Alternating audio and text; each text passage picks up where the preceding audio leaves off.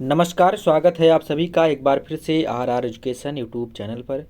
हम लोग आज एमसीक्यू के थ्रू प्रैक्टिस करने वाले हैं। संस्कृत के कुछ क्वेश्चंस हैं जिसमें आज मुख्य रूप से हम अलंकारों के बारे में पढ़ने वाले हैं। जो मुख्य अलंकार हैं जिनसे प्रश्न बने हैं या बन सकते हैं, उन सभी को इसमें मैंने सम्मिलित करके आप सभी के समक्ष प्रस्तुत कर रहा हूँ। और ये वीडियो सभी संस्कृत जहाँ भी पूछी जाती है उन सब के लिए महत्वपूर्ण होने वाली है।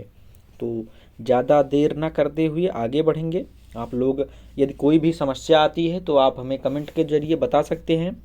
हमारा एक टेलीग्राम का ग्रुप है जहां आप जुड़ करके किसी भी तरीके की समस्या का समाधान कर सकते हैं। कोई भी प्रश्न है जो भी समझ में नहीं आता है, उन सभी के लिए आप टेलीग्राम का लिंक डिस्क्रिप्शन में दिया होता है, वहां से ज्वाइन कर सकते हैं। बढ़ेंगे आगे तो देखेंगे ऐसे ही एमसीक्यू के थ्रू है प्रैक्टिस करना है। बहुत सारे एमसीक्यूज़ हैं जिसमें आप सभी को यहाँ से हम लोग पढ़ेंगे ऐसे ही। और चलते हैं तो पहला प्रश्न आपके सामने है। देखिए, मैं आपको एक बात बता दूं, अगर आपने अभी तक संस्कृत नहीं जानते हैं, मतलब कि संस्कृत से परिचित नहीं हैं, तो अगर अलंकार या रस या फिर काव्य शास्त्र के ग्रंथों की चर्चा होती है तो दो ग्रंथ वहाँ सामने निकल करके आते हैं। दो ग्रंथों में सबसे मुख्य रूप से अगर मैं बात करूं तो काव्य प्रकाश है जिसके रचयिता मम्मट थे, और दूसरा है साहित्य दर्पण। तो ये जहाँ भी लिखा होगा वो आप ये समझ जाइएगा कि किसी इस दोनों पुस्तक में से, इस दोनों काव्य प्रकाश के ग्रंथ से या फिर साहित्य दर्पण के ग्रंथ से ये आपसे प्रश्न पूछा जाता है। तो साहित्य दर्पण के रचयिता सभी को पता है, विश्वनाथ हैं, और काव्य प्रकाश के रचयिता मैंने बताया मम्मट थे। तो यहाँ पर देखिए पूछा जा रहा है, काव्य प्रकाशे उपमान्यो उपमेयो अभेदे अयम अलंकारा भवति।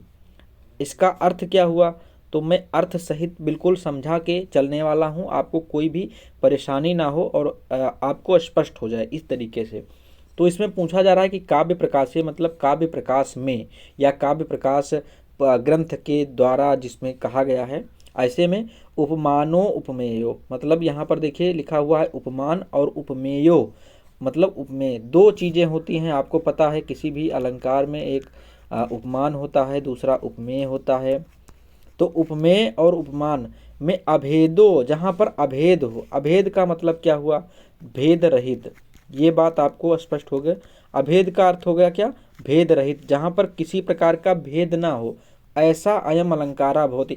ऐसा कौन सा अलंकार होता है जिसमें उपमान और उपमेय दोनों का भेद नहीं होता है, तो भेद रहित हो, वह अलंकार आपसे पूछा जा रहा है। साहित्य दर्पण या काव्य प्रकाश दोनों ग्रंथों की मैं बात करूं अगर, तो जो सिद्धांत हैं, जैसे कि आपका रूपक अलंकार हो गया, उपमा अलंकार हो गया, इनके जो सिद्धांत हैं, मूल सिद्धांत या मूल परिचय, इनकी जो फंक्शंस हैं वो नहीं बदलते हैं, बस उनके कहने का ढंग तरीका बदला हुआ है। तो यहाँ काव्य प्रकाश में इस प्रकार से प्रश्न पूछा गया है। तो यहाँ पर देखिए उपमान और उपमेय का जहाँ पर भेद रहित मतलब दोनों एक ही हो जाए, ऐसा किस अलंकार में होता है? तो ऐसा रूपक अलंकार में होता है। ठीक है, रूपक अलंकार में ऐसा होता है। जैसे आगे बढ़ेंगे और हम देखेंगे किस प्रकार से होता है। तो ये देखिए, ये है आपका लक्षण। ठीक है, किसी भी अलंकार का ऐसे लक्षण आपसे पूछ सकते हैं, जैसे आपसे पिछली बार अनुप्रास अलंकार का पूछा गया था। यहाँ पर देखिए रूपक अलंकार का लक्षण क्या है? तद रूपकम भेदो या उपमानो उपमेयो, मतलब कि अभेद होता। देखिए यहाँ पर लिखा हुआ अभेदो, तद रूपकम अभेदो या उपमानो उपमेयो। तो जहाँ पर उपमान और उपमेय, अब दो चीज़ें आपको यहाँ पर समझनी है, एक तो उपमान और दूसरा उपमेय। अब यहाँ पर आपको ये पता नहीं चल पा रहा होगा, जो लोग जानते हैं अच्छी बात है, अगर नहीं जानते हैं तो ये क्या होता है, उपमान क्या होता है और उपमेय क्या होता है, इसके बारे में हम लोग थोड़ी सी जानकारी कर लेते हैं। तो उपमान की अगर मैं बात करूं तो ये कोई प्रसिद्ध वस्तु होती है, ऐसे मैं लिख दे रहा हूं आपको, यह क्या होती है? कोई प्रसिद्ध वस्तु होती है। और ये उपमेय क्या होता है? उस प्रसिद्ध वस्तु से इसकी तुलना की जाती है। उस, यहाँ पर ये समझ लीजिएगा, ये प्रसिद्ध है, उस प्रसिद्ध वस्तु से तुलना की जाती है। जैसे यहाँ पर देखिए ये हो गया मुख, मुख, और उपमान क्या हो गया, चंद्र या चंद्रमा। अब देखिए उपमान क्या हो गया, चंद्रमा, ये प्रसिद्ध है, आपको पता है प्रसिद्ध है, और मुख क्या है, उपमेय हो गया। तो मुख की तुलना किसके समान की जाए, चंद्रमा के समान की जाए। तो इस प्रकार से उपमान क्या हो गया, चंद्रमा हो गया, और उपमेय क्या हो गया, मुख हो गया। तो उपमेय हमेशा क्या होगा, वो प्रसिद्ध नहीं होगा, अप्रसिद्ध होगा, और उपमान क्या होगा, प्रसिद्ध होगा या अधिक चमत्कारी होगा उपमेय की तुलना में। उपमेय की तुलना की जाती है उपमान से। अब यहाँ पर रूपक अलंकार में होता क्या है कि उपमान और उपमेय दोनों एक ही हो जाते हैं, एक ही, जैसे उनमें किसी प्रकार का भेद नहीं रहता है। जैसे मैं आपको लिखकर बताता हूँ, जैसे कहते हैं कभी कभी, आपको पता है, जो फिल्मी दुनिया के गाने सुनते होंगे तो आपको पता है, कहते हैं कि तुम्हारा मुख चंद्रमा के समान है, ये हुआ। और कहते हैं तुम्हारा मुख चांद है। तो जैसे कहे कि तुम्हारा, ये अभी मैं, ये तुम्हारा मुख चांद है,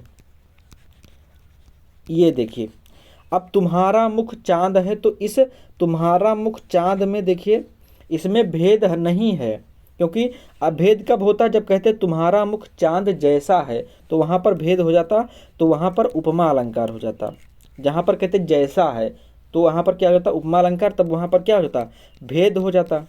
लेकिन यहाँ क्या कह रहा है, तुम्हारा मुख चांद है, मतलब जो आपका मुख है वही चांद है, दूसरा कोई चांद नहीं है, आपका मुख ही चांद है, नायिका का जो मुख है वही क्या है, चांद है। तो इस प्रकार से जब अभेद हो, जहाँ पर अभेद शब्द आएगा वहाँ पर कौन सा अलंकार होगा, वहाँ पर रूपक अलंकार हो जाएगा।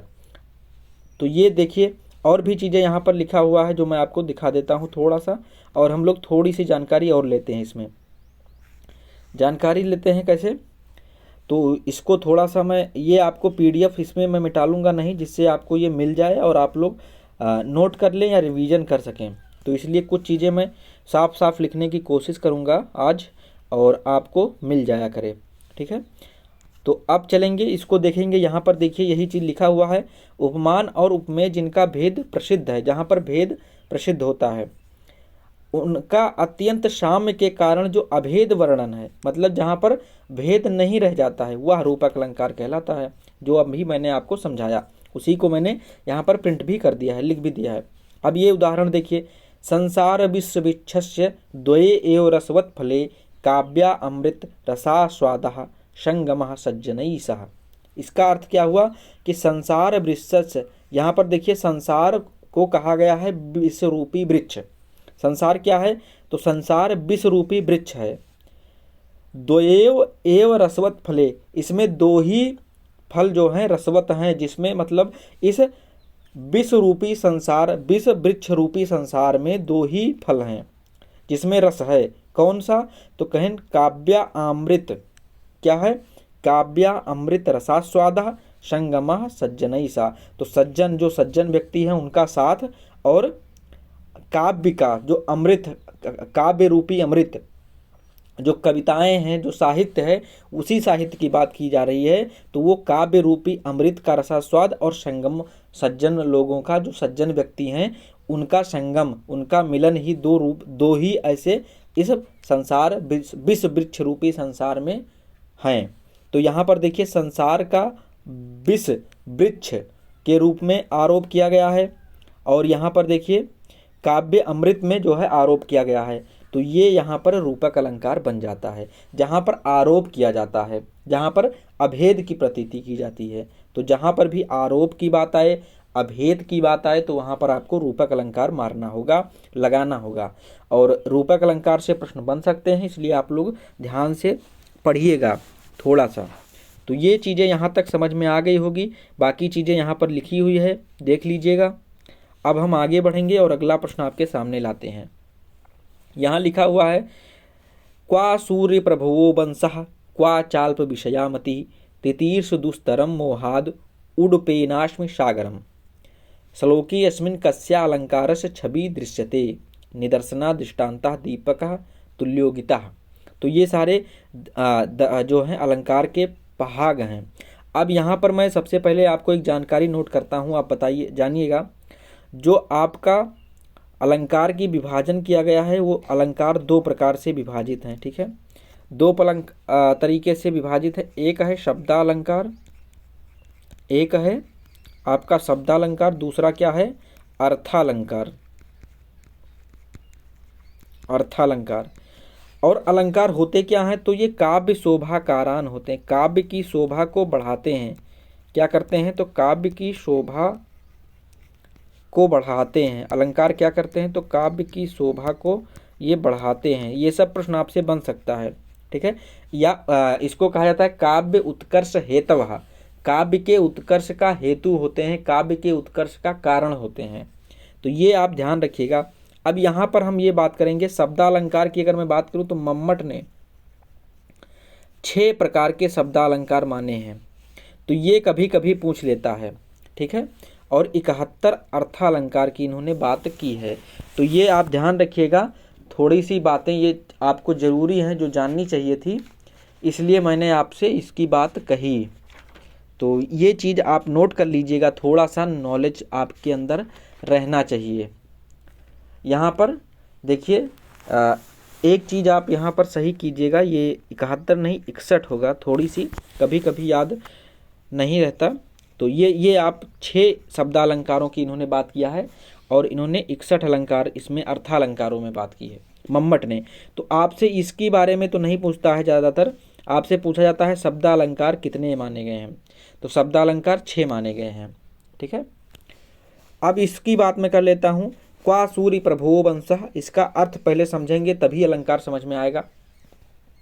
ये आपका रघुवंशम का एक रघुवंश जो कालिदास जी ने रचा है, आपको पता है रघुवंश की रचना कालिदास ने की है, उसी का एक श्लोक है जिसमें कहा गया है कि क्वा सूर्य प्रभो वंशः, मतलब कहाँ सूर्य से उत्पन्न वंश, क्योंकि सूर्य वंश कहा जाता है, आपको पता है जो आपके रामचंद्र जी का वंश है वो सूर्य वंश से कहा गया है, सूर्यवंशी कहा जाते हैं।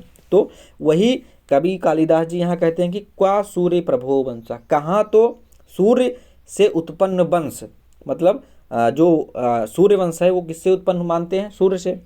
क्वा चाल्प विषयामति, और कहाँ चा, और कहाँ अल्प विषय वाली मेरी मति, मेरी बुद्धि जो है वो कैसी है, अल्प विषयों को जानने वाली है। और कहाँ सूर्य से उत्पन्न हुआ वंश।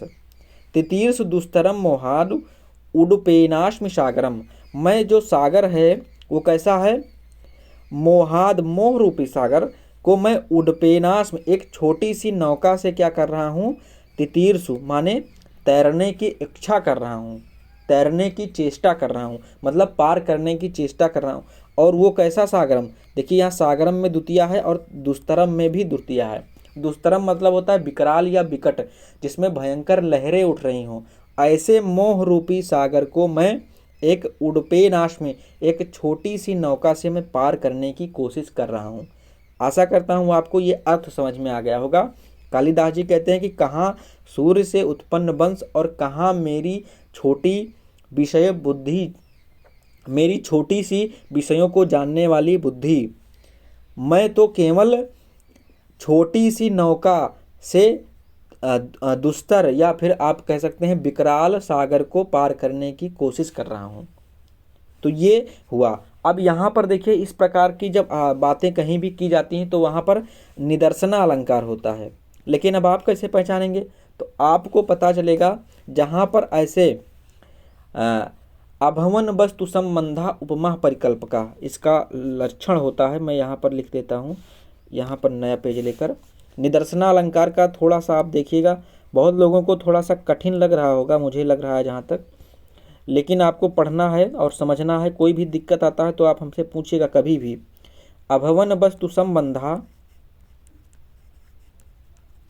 अभवन वस्तु संबंधा उपमा परिकल्पका, उपमा परिकल्पका, इसका अर्थ ये हुआ कि जहाँ पर कभी आप समझ लीजिए, क्योंकि अगर आप समझ जाएंगे तो कहीं भी कोई दिक्कत नहीं होगी। जहाँ पर कभी अपनी कल्पनाओं से उपमा देने की कोशिश तो करता है, परंतु उपमान और उपमेय में बहुत ही अधिक क्या हो जाता है, अंतर आ जाता है। उपमान और उपमेय में बहुत ही क्या आ जाता है, अंतर आ जाता है। मतलब उसमें साधर्म नहीं रहता, उसमें क्या रहता है, साधर्म नहीं रह पाता है, साधर्म क्या हो जाता है, नहीं रहता है, बहुत ज़्यादा अंतर आ जाता है। जैसे यहाँ पर देखिए उपमान और उपमेय देने की कोशिश कभी कर रहा था, तो कहाँ कहाँ फिर बाद में क्या हुआ, अंतर आ गया। जैसे कह रहे हैं कि कहाँ सूर्य से उत्पन्न वंश और कहाँ मेरी अल्प बुद्धि, तो देखिए अंतर आ गया, क्योंकि यहाँ पर कोई साधर्म ही नहीं बैठ रहा है। ये सूर्य से उत्पन्न जो वंश है ये कितना महान होगा, और मेरी अत्यंत कम विषयों को जानने वाली क्या है, बुद्धि है। तो इस तरीके से जब बात की जाए तो वहाँ पर क्या हो जाएगा, निदर्शना अलंकार हो जाएगा। तो ये बात आपको स्पष्ट हो गई होगी। आगे चलेंगे, अगला प्रश्न देखेंगे।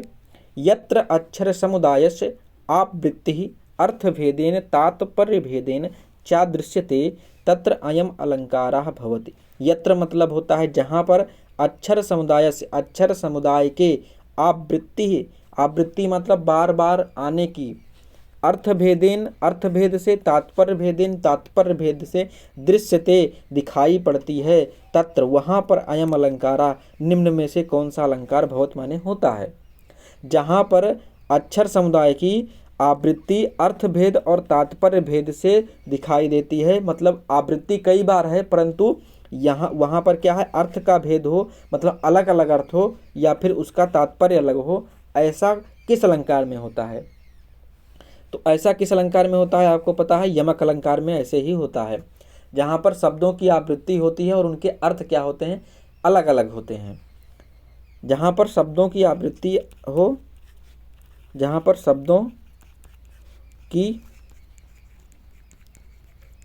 आवृत्ति हो और उनके अर्थ क्या हो, भिन्न हो, वहाँ पर आपको पता है यमक अलंकार होता है। उनके अर्थ क्या हो, भिन्न हो, ठीक है, वहाँ पर आपको यमक अलंकार मिलता है।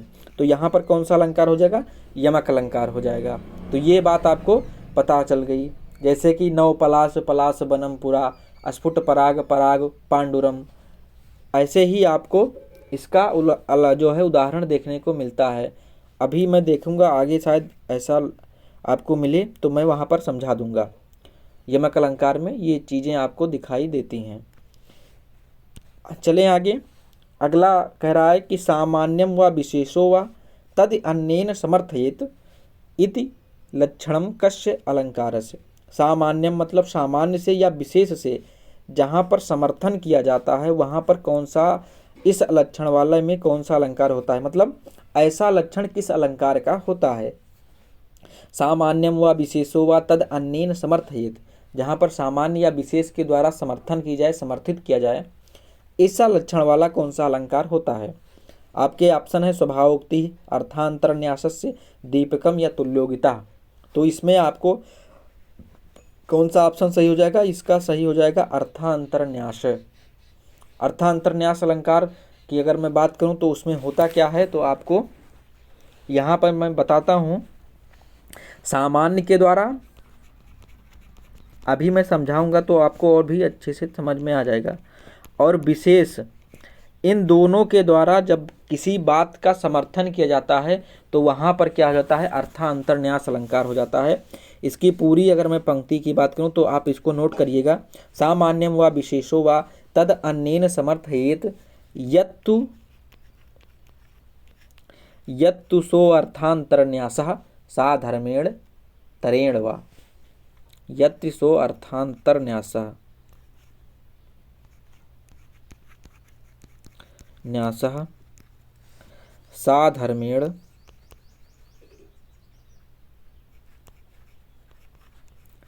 तरेण वा। ये आपका पूरा हुआ, ठीक है, तरेण वा। तो इसमें होता क्या है कि सामान्य या विशेष के द्वारा जो है समर्थन की जाती है। जैसे कि कहते हैं कि अगर किसी व्यक्ति को पीलिया हो गया है या फिर उसको पीत रोग हो गया है तो शशि शुभ्रम शंखम अपि, मतलब चंद्रमा के समान शंख को भी वह क्या है, पीला ही देखता है। निज दोष, इसको मैं आपको बताता हूँ, एक मिनट याद कर रहा हूँ मैं जी। कहते हैं निज दोष वृत्त मनसा सुंदरम एवं भाति विपरीतम। निज दोष वृत्त मनसा, इसको मैं लिख के बताता हूँ तो आपको भी नोट में मिल जाएगा। ठीक है, कहते हैं निज दोष वृत्त मनसा सुंदरमेव भाति विपरीतम। आपको समझ तो आ रहा होगा जो मैं लिख रहा हूं। विपरीतम पश्यति, पश्यत मतलब दिखता है या दिखाई देता है। पित्तोपहत, पित्तोपहता शशि शुभ्रम शंखम पीतम, शंखम अपि पीतम। तो ये आपका हुआ पूरा श्लोक। इसमें कह रहा क्या, निज दोष वृत्त मनसा सुंदरम एवं भाति विपरीतम, मतलब निज दोष, अपने दोष से जिसका मन क्या है, आवृत्त है, मतलब स्वयं का मन किसी दोष से आवृत्त है। सुंदरम एवं भाति विपरीतम, तो ऐसे लोगों को सुंदर वस्तु भी क्या है, विपरीत दिखाई देती है। यदि आपका मन किसी दोष से वृत्त है, मतलब कि अगर आप कुटिल व्यक्ति हैं, अगर कुटिल व्यक्ति हैं तो ऐसा कुटिल व्यक्ति वाला जो मन होता है वो कुटिलता से क्या होता है, आवृत्त होता है। तो उसको, उस व्यक्ति को क्या है, सुंदरमेव, सुंदर वस्तु भी क्या है, विपरीत दिखाई देती है। अर्थात सुंदर वस्तु भी क्या है, विपरीत दिखाई देती है, तो सुंदर भी क्या हो जाएगी, निकृष्ट दिखाई देने लगती है। अब ये क्या हुआ, ये तो आपका सामान्य बात हुई, इसको कहते हैं सामान्य। अब देखिए विशेष क्या कह रहा है, इसी को समर्थित कर रहा है। पश्यत पित्तोपहता, यह है पित्तोपहता, मतलब जिसको पित्त या पीलिया रोग हो गया है, तो पीलिया रोग से ग्रसित या मारा हुआ व्यक्ति क्या है, शशि शुभ्रम शंखम अपि, शशि चंद्रमा के समान शुभ्र माने श्वेत शंख को भी क्या है, पीतम पीला देखता है। तो ये तो हुआ विशेष बात, इसको क्या है, इसको हम कहेंगे विशेष। अब देखिए सामान्यम विशेषो वा तद अन्येन समर्थयेत यत्तुसो अर्थांतरन्यासा साधर्मेण तरेण वा। तो ये आपकी अर्थांतरन्यास का आपको देखा गया। इसका अर्थ ये हुआ कि निज दोष वृत्त मनसा, अगर आपका मन या किसी का भी मन कुटिलता आदि कारणों से आवृत्त है तो सुंदर वस्तु भी उसको विपरीत या बुरी दिखाई देती है।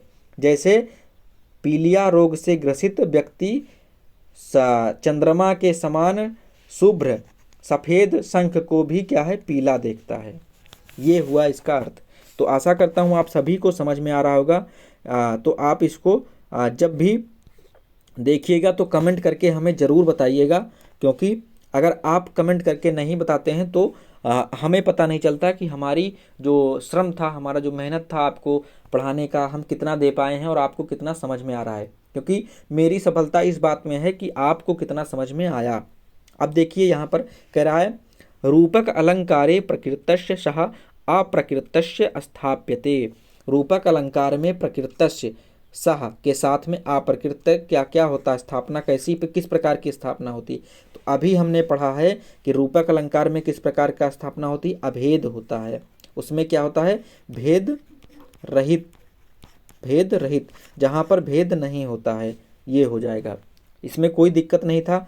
रूपक अलंकार में प्रकृत स्वभाव में किस प्रकार से, प्रकृत से अप्रकृत से, प्रकृत मतलब होता है उपमान कह सकते हैं आप, और अप्रकृत मतलब उपमेय में किस प्रकार का संबंध होता है, यही आपसे पूछा गया है। ठीक है, तो आगे बढ़ेंगे, अगला प्रश्न देखेंगे।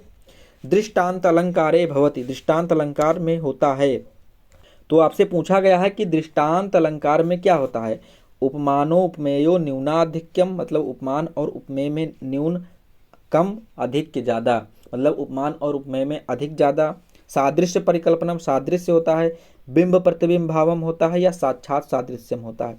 तो सादृश्य परिकल्पनम या साधर्म जो आपका होता है वो क्या होता है, उपमा अलंकार में होता है। अभी हम उपमा की भी बात करेंगे। और जो आपका बिंब प्रतिबिंब, यहाँ पर क्या हो जाएगा, बिंब प्रतिबिंब भाव होता है। इसका लक्षण क्या होता है मैं लिख देता हूँ यहाँ पर, थोड़ा सा आपको जानकारी रहेगी क्योंकि क्वेश्चन आपसे बन सकता है। ये है दृष्टांतः पुनर्तेषां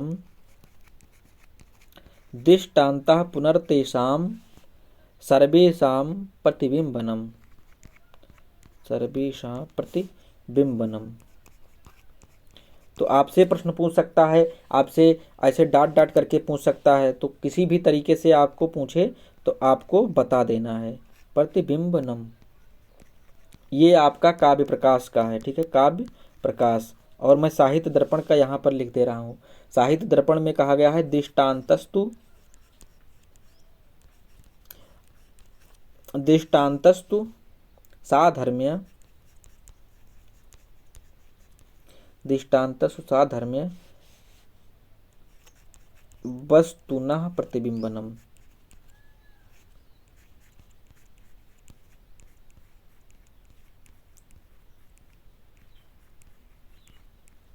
ठीक है, वस्तुनः प्रतिबिंबनम ये आपका किसमें है, ये साहित्य दर्पण का है, ये साहित्य दर्पण का है।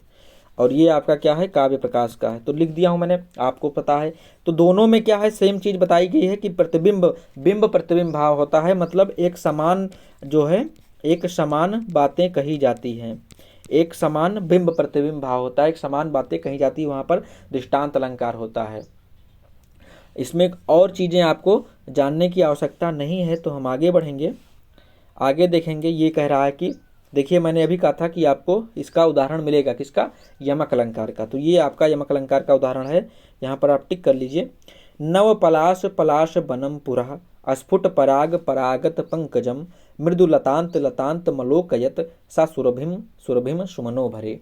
अब देखिए कहा क्या है कि यमक अलंकार में होता क्या है, शब्दों की आवृत्ति अर्थ भेद या तात्पर्य भेद से कई बार होती है। तो वहां पर क्या हो जाता है, आपका यमक अलंकार होता है। अब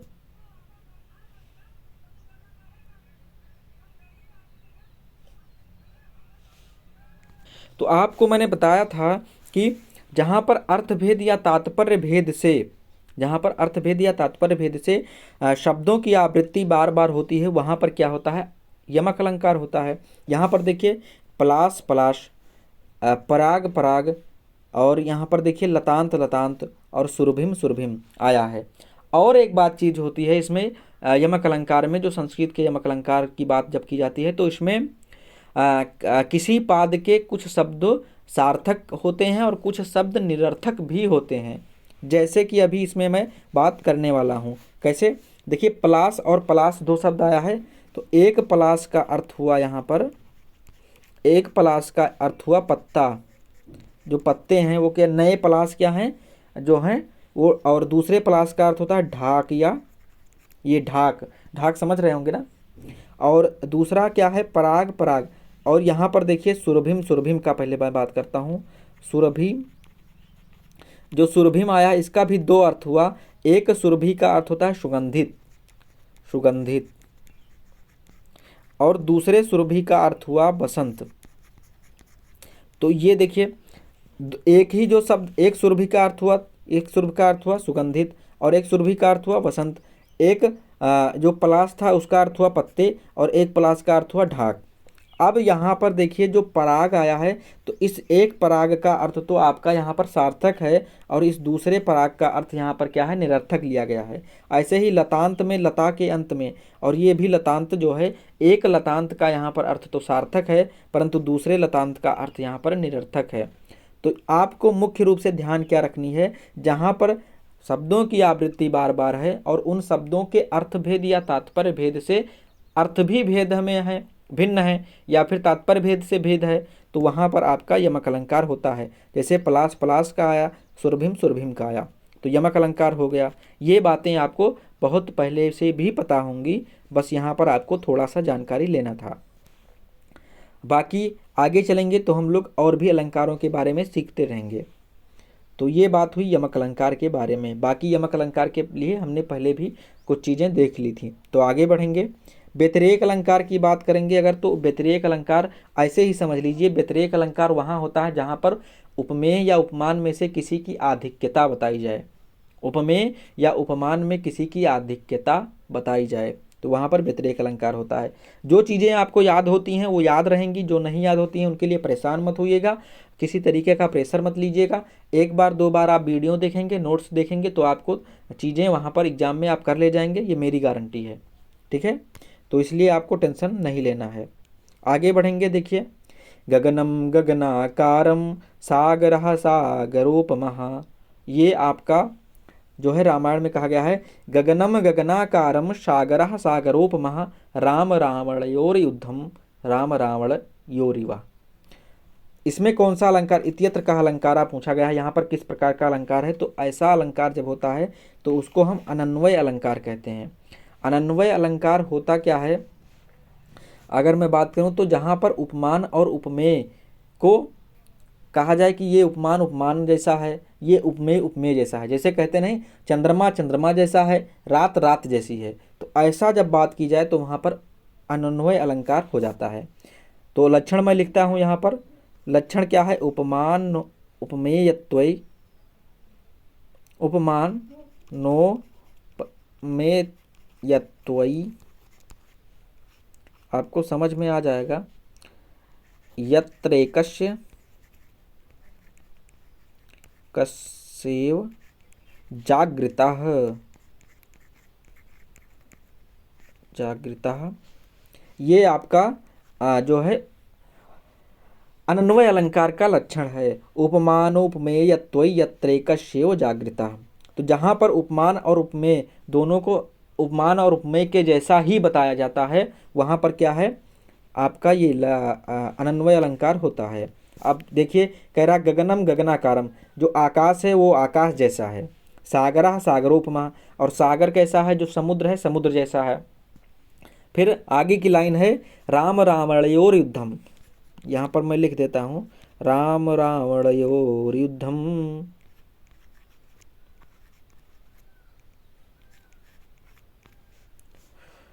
राम रावणयोरिवः,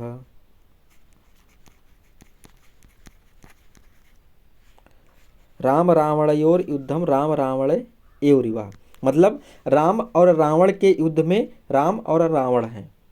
जैसे कह रहा है कि गगन गगनाकारम, गगनम गगनाकारम, जो आकाश है वो आकाश जैसा है, सागरम सागरोपमा, तो सागर जो है वो सागर के तरीके से है, सागर जैसा है, और राम और रावण के युद्ध में राम और रावण जैसे हैं। ये इसकी अर्थ, मतलब कि ऐसा जब जहाँ भी कहा जाएगा तो वहाँ पर अनन्वय अलंकार होता है। तो इसमें आपसे किसी भी तरीके से प्रश्न पूछेगा तो आपसे पूछा जाएगा, ये आपको लक्षण पता है, आपको ये पता चल गया, आप समझ चुके हैं कि अनन्वय अलंकार कहाँ पर होता है। आपसे किसी भी तरीके से पूछ लिया जाए कि जहाँ पर उपमेय और उपमान की तुलना उपमेय और उपमान जैसे होती है वहाँ पर कौन सा अलंकार होता है, तो आप बता ले जाएंगे कि अनन्वय अलंकार होता है। क्योंकि जहाँ पर चंद्रमा चंद्रमा जैसा है, रात रात जैसी है, नदी नदी जैसा है, सागर सागर जैसा है, ऐसी बातें की जाती हैं, वहाँ पर कौन सा अलंकार होता है, अनन्वय अलंकार होता है।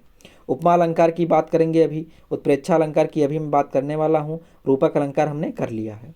तो आगे बढ़ेंगे, आगे देखिए मैंने लिखा है उत्प्रेक्षा अलंकार के बारे में, सीधा हम पढ़ते हैं, इसमें कोई प्रश्न नहीं है। तो उत्प्रेक्षा अलंकार के बारे में जानते हैं। संभावनम अथ उत्प्रेक्षा प्रकृतस्य शमेनयत, तो जहाँ पर संभावना व्यक्त की जाती है वहाँ पर क्या होती है, उत्प्रेक्षा अलंकार होती है। ये आपका हुआ काव्य प्रकाश का, ठीक है। और ये कह रहे हैं साहित्य दर्पणकार, भवेत संभावनोत्प्रेक्षा प्रकृतस्य परमात्मना, वहाँ पर जहाँ पर प्रकृतस्य मतलब उपमान की और उपमेय के साथ संभावना व्यक्त की जाती है वहाँ पर क्या है, उत्प्रेक्षा अलंकार होता है। मतलब क्या हुआ कि जहाँ पर उपमेय की उपमान के साथ संभावना व्यक्त की जाए, उपमेय की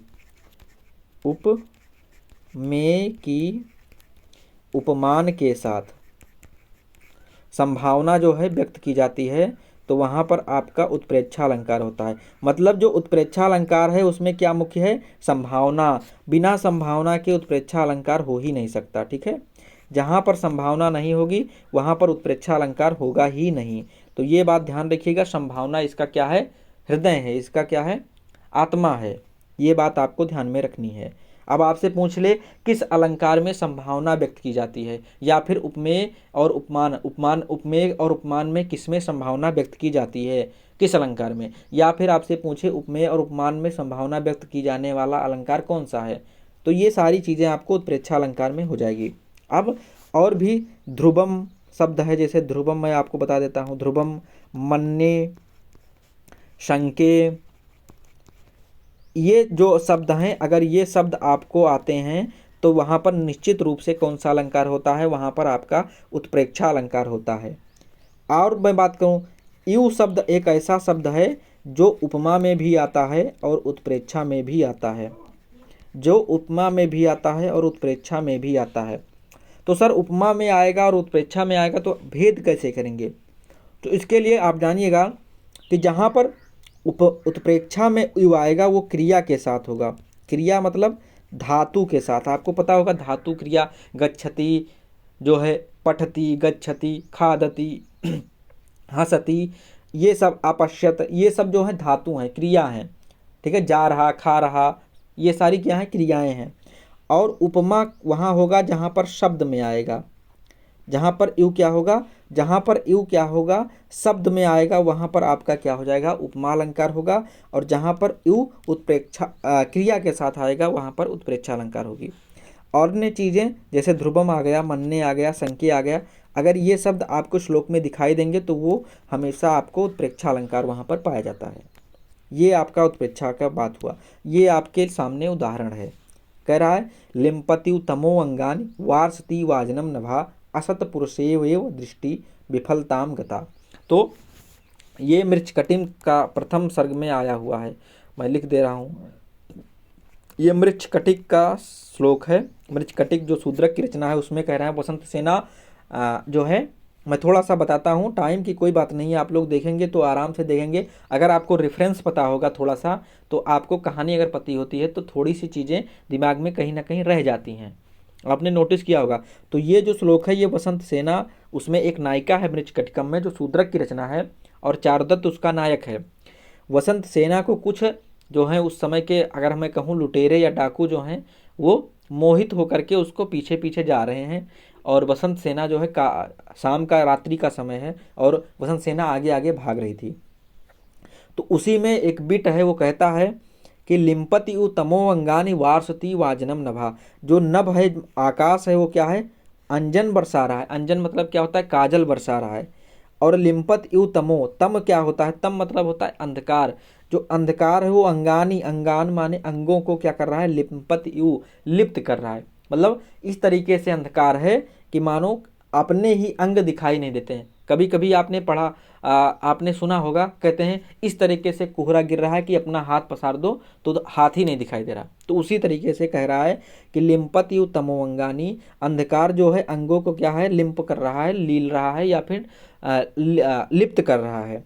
और वार्षति जो आकाश क्या है, वो अंजन को, अंजन मतलब काजल को, वर्षति माने वर्षा कर रहा है, काजल की मानो वर्षा कर रहा है, इतनी काली रात है आज। असत पुरुषेव, मानो मानो असत पुरुषेव मतलब दुष्ट पुरुष की तरीके से। जैसे दुष्ट पुरुष क्या होते हैं, हमेशा दुष्टता की कामना करते हैं, हमेशा क्या करेंगे, दूसरे व्यक्तियों को परेशान करने की कामना करेंगे। तो असत पुरुषे एव दृष्टि विफलताम गता, मानो कि असत पुरुष के समान जो दृष्टि है वो क्या होती है, विफल हो गई है। असत पुरुष की दृष्टि क्या हो गई, विफलता को प्राप्त हो गई है, गता माने चली गई है। यहाँ पर मानो का आ गया, मानो शंका कर रहे हैं। और ये देखिए लिम्पत यू में यू आया है, तो यहाँ पर जो ये लिम्पत यू कर रहा है ये क्या है, क्रिया है, अभी मैंने बताया। और क्रिया के साथ यू का संबंध है, तो यहाँ पर क्या हुआ, उत्प्रेक्षा अलंकार हो गया। ठीक है। अन्य चीज़ें यहाँ पर देखिए, यहाँ पर लिखा उक्त श्लोक में व्यापन आदि उपमेय उपमान भूत लेपन आदि रूप में संभावित संदेह है। ठीक है, यहाँ इसीलिए यहाँ पर क्या हुआ, उत्प्रेक्षा अलंकार हुआ, क्योंकि यहाँ पर संदेह व्यक्त की जा रही है। तो जहाँ पर क्रिया के साथ यू आएगा वहाँ पर क्या हो जाएगा, उत्प्रेक्षा अलंकार होगा। जहाँ पर शब्द के साथ यू आएगा वहाँ पर उपमा अलंकार होगा। ये सारी चीज़ें आपसे पूछी जा सकती हैं, इसलिए आपको ध्यान रखना चाहिए। तो आगे बढ़ेंगे। आगे देखिए, उपमा के बारे में हम लोग बात करते हैं। उपमा अलंकार क्या होता है, जहाँ पर उपमेय और उपमान का साधर्म्य हो। साधर्म्य उपमा भेदे, जहाँ पर साधर्म्य रूप में भेद होता है उपमा में, मतलब उपमान और उपमेय में साधर्म्य होगा। मतलब साधर्म्य का अर्थ क्या होता है, समान धर्म, साधर्म का अर्थ होता है समान धर्म। जो धर्म उपमेय में होगा वही धर्म उपमान में होगा। जैसे कि चंद्रमा से अगर मैं बात करूं, चंद्रमा यहाँ पर क्या है, मान लो यहाँ पर उपमान है, चंद्रमा क्या है यहाँ पर उपमान है, और उपमेय क्या है, ये चंद्रमा लिखना था। कई कई बार ऐसे ही लिखना कुछ होता है, लिख कुछ जाता है, बोलते सही है, तो इसको आप लोग ध्यान में नहीं देंगे। यहाँ पर मैं क्या लिख रहा हूँ, चंद्रमा। उपमान क्या है, चंद्रमा है। उपमेय क्या है, मुख है। अब आप जो नायिका है उसका मुख है, ऐसा मुख मत सोच लीजिएगा कि चंद्रमा के समान। तो नायिका का जो मुख है वो चंद्रमा के समान है, और जो नायिका का मुख है, आप देखिए जैसा यहाँ पर इसकी जो साधर्म क्या है, वो धर्म क्या है, वो है सुंदरता। वो क्या हो गया, सुंदरता। तो ये जो सुंदरता, इसमें क्या है, जैसी सुंदरता चंद्रमा में है ऐसी सुंदरता उस नायिका के मुख में है। तो यहाँ पर उपमान और उपमेय में क्या है, भेद है। रूपक में भेद नहीं होता है, यहाँ पर क्या रहेगा, भेद बना रहेगा। चंद्रमा और उसका मुख जैसा वाला बात आएगी। तो ये बात हुआ। साम्यम वाच वैधर्म्यम वाक्यई उपमा द्वयौ। ये सब आप थोड़ा थोड़ा नोट करिएगा, थोड़ा याद करने की कोशिश कर लीजिएगा। तो उपमान और उपमेय में जहाँ साधर्म से भेद रहता है, साधर्म से भेद रहता है, ऐसे नहीं किसी तरीके से भेद हो, साधर्म मतलब समान धर्म। अगर वो बुरा है तो बुराई वाला साधर्म दोनों में रहेगा। जैसे कहते नहीं, वो रावण की तरीके से तप रहा है, तो रावण बुराई के क्षेत्र में था, अहिंसा के क्षेत्र में था, तो रावण की तुलना उस व्यक्ति से अगर की जाती है तो किस साधर्म में की जाएगी, निकृष्टता के क्षेत्र में या बुराई के क्षेत्र में की जाती है। अगर कोई कहेगा ये गाय है, वह बिल्कुल गाय है, तो गाय क्या होती है, एक बहुत ही सरल जानवर है, सरल पशु है, गाय हमारी माता है, ऐसी चीज़ें हैं। तो गाय क्या होता है, सरल पशु होता है, इसलिए उसको कहा वह गाय है, वो फला व्यक्ति गाय है। तो जो गुण आपकी उस व्यक्ति में है, जो सरलता उस व्यक्ति में है, उसी सरलता की बात वहाँ साधर्म के रूप में की जाएगी। तो जैसा, यू, समान, सम, ये सब चीज़ें जब आएंगी तो वहाँ पर क्या होगा, उपमा अलंकार होगा। तो ये चीज़ें समझ में आ गई होगी। आगे बढ़ते हैं, उदाहरण देखते हैं। यहाँ पर तो ज़्यादा मैं यहाँ पर ये उदाहरण है, कह रहा है कि स्वप्नेषु समरे अपि ताम विजय श्री न मुंचति प्रभाव प्रभवम कांतम स्वधीन पथिका यथा। देखिए यथा शब्द आया, जैसे, समम जैसे, तो इसको हम कहते हैं उपमावाचक शब्द। इसको हम क्या कहेंगे, उपमावाचक शब्द। अब यहाँ पर देखिए सारी चीज़ें मैं यहाँ पर बताऊंगा आपको। जो यहाँ पर नायिका है वो क्या है, उपमान है। यहाँ पर जो नायिका है वो क्या है, स्वाधीन पतिका, मतलब स्वाधीन पतिका, जो अत्यंत पति को चाहने वाली है, ऐसी नायिका की बात की जा रही है। रति आदि गुण से जो संपन्न है, वह जो नायिका है उसकी बात की जा रही है। वो क्या है, यहाँ पर उपमान के रूप में है। और उपमेय क्या है, विजयश्री। विजयश्री क्या है, उपमेय है यहाँ पर। और देखिए उपमावाचक शब्द क्या आया है, यथा आया है। और साधर्म क्या है, मतलब समान धर्म। साधर्म यहाँ पर लिख दे रहा हूँ, साधर्म, इसको आप समझिएगा। साधर्म यहाँ पर है जो यहाँ पर मुंचती, जो ये मुंचती माने छोड़ना, ये आपका मुंचती जो शब्द आया है वो क्या है, यहाँ पर साधर्म है। ना मुंचती, नहीं छोड़ती है। कैसे नहीं छोड़ती, अब अर्थ तो अभी समझ में नहीं आया होगा, अब अर्थ में बताता हूँ। स्वप्नेषु समरे अपि, स्वप्न में भी कोई कवि है जो अपने राजा की बड़ाई कर रहा है। पहले की कवि ऐसे ही बड़ाई करते थे कि खूब अतिशयोक्ति वाली बातें कर करके वहाँ उनको राजा को प्रसन्न करते थे। और राजा क्या होते थे, बहुत सारे राजा उस समय कैसे होते थे, मदिरापान करके और भोग विलास करने वाले होते थे। तो कवि क्या करते थे, चापलूसी करते थे। और उसी में ऐसे कह रहे हैं कि हे राजन स्वप्नेषु समरे अपि, स्वप्न में भी, युद्ध में आपको विजय श्री न मुंचती, विजय श्री छोड़ती नहीं है। मतलब अगर आप युद्ध में, समर में हैं और स्वप्न में भी आपको जो विजय है वो छोड़ती नहीं है। मतलब आप अगर तलवार लेकर उतर जाएंगे तो आपकी ही विजय होगी, ऐसा कह रहे हैं।